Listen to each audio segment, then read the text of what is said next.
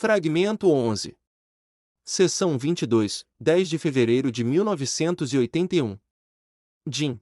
A maior parte das informações pessoais da seção 22 é autoexplicativa.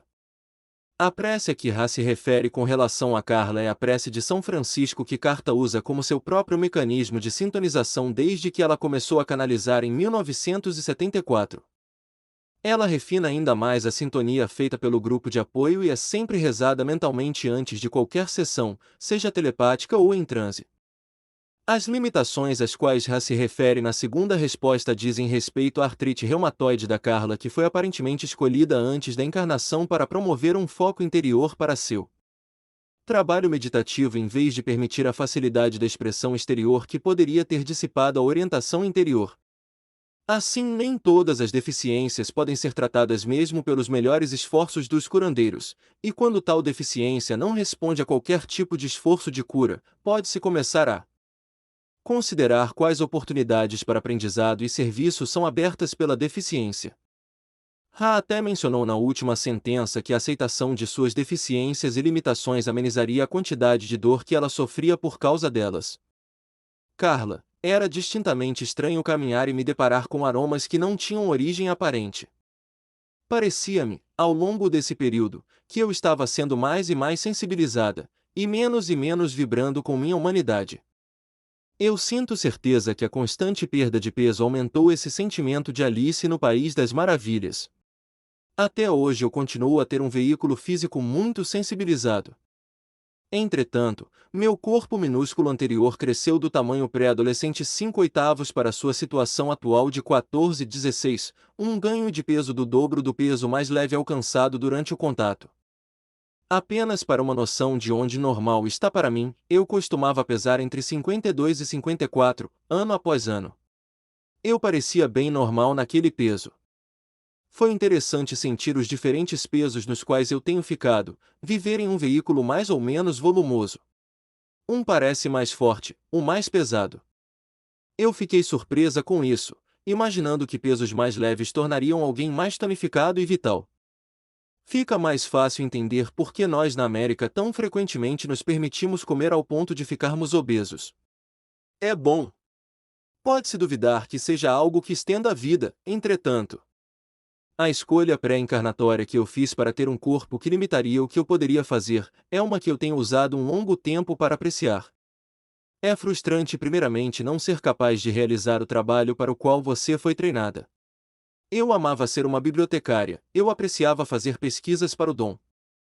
Quando eu não podia mais trabalhar desta forma, eu ficava profundamente intrigada e nem um pouco triste. Mas então, anos calmos me ensinaram tanto. Eu aprendi o coração aberto, apesar de meu corpo estar declinando, eu achei esperança e fé, apesar de a situação física ficar firmemente pior. Depois que o Dom morreu, eu fiquei perto de morrer também, e em 1992, quando eu finalmente fui capaz de virar o bote, eu senti o agarrar da morte se soltar e se desprender. Minha experiência atual é de viver em um veículo físico que mal pode trabalhar, tomando nada menos que 7 medicamentos. Eu ando na lâmina da navalha entre fazer demais e não fazer o suficiente. A única coisa que nunca mudou ao longo desta experiência é minha dedicação para ajudar os andarilhos deste planeta. Todas as várias habilidades que eu tive que desistir têm seus lugares em meu trabalho com pessoas que estão tendo problemas com seus caminhos espirituais, e assim eu me sinto plenamente útil. Finalmente. E mesmo assim eu sei que todos nós somos muito úteis, não pelo que nós fazemos ou falamos, mas na qualidade de nossos seres. Seção 22, 10 de fevereiro de 1981. Questionador. O instrumento gostaria de perguntar algumas questões. Eu as tirarei do caminho primeiro. O instrumento gostaria de perguntar por que ela sente o cheiro de incenso diversas vezes durante o dia, em diversos lugares? Este instrumento dedicou uma vida inteira ao serviço. Isto trouxe este instrumento a esta ligação em espaço e tempo com a distorção consciente e inconsciente na direção do serviço por comunicação. Cada vez, como você colocaria, que nós realizamos este trabalho, nossa distorção vibracional de complexo de memória social se encaixa mais firmemente com a distorção inconsciente deste instrumento na direção do serviço. Então, nós estamos nos tornando uma parte do complexo vibratório deste instrumento e ela uma parte do nosso. Isto ocorre em nível inconsciente, o nível ao qual a mente desceu através das raízes da consciência, que você pode chamar de cósmica. O instrumento não está conscientemente ciente desta lenta mudança de encaixe do complexo vibratório. Entretanto, como a dedicação em ambos os níveis continua e os trabalhos continuam, existem sinais enviados do inconsciente de forma simbólica.